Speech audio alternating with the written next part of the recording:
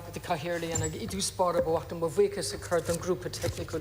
I want to thank the technical group once again for putting the spotlight on the absence of services and the failure of successive governments to recognise the invaluable work that caregivers give us. And I'm not going to use my own words, I'm going to use the policy statement on care by the Irish Human Rights and Equality Commission, published their report in 2023.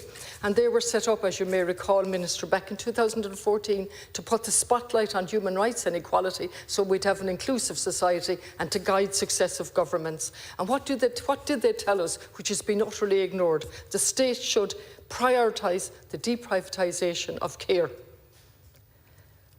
There should be an updated carer strategy, which isn't there. They tell us that care is central to a functional, equal and inclusive society. Page 10 and 11, if you'd like to read it. They quote the OECD and they tell us that 9% of the global GDP is unpaid for care. Unpaid for care. And they go through step by step to tell us that the privatisation of care is a disaster.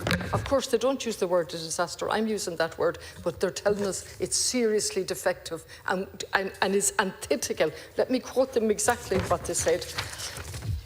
Seeking to make a profit from care is antithetical to its values. Our position and recommendations require a fundamental change in how the state views and values care across the life cycle. Market-driven, and I know you agree with this, Minister, this is what frustrates me on this side. I know well that your heart and soul is behind everything that the human rights are saying, because any rational person couldn't disagree with them. Here are the solutions. Market-driven solutions can no longer be the answer. Adequate investment by the state in care as a public service is required. The care sector in Ireland has become increasingly privatised and commercialised, and it goes on and on and on. Seeking to make a profit is antithetical to care. And their recommendation, deprivatise it.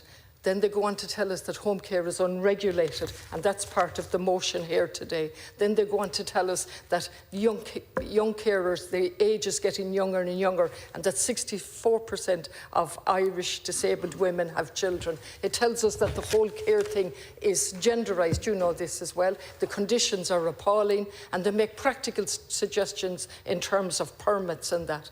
But I'm standing here now. I don't know many motions I've spoken to, and indeed you've spoken to them very eloquently yourself and raised issues for your own constituency.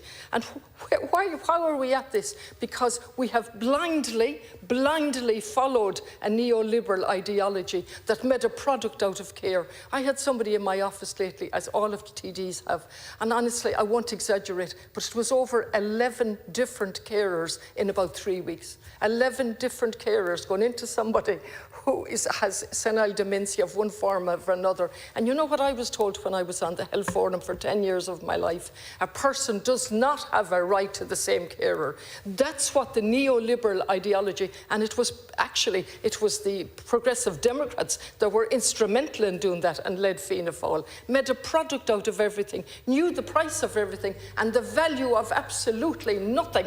And on top of that, we had insult to injury by not even putting a value on what it means to the economy, because we can't have an economy without carers.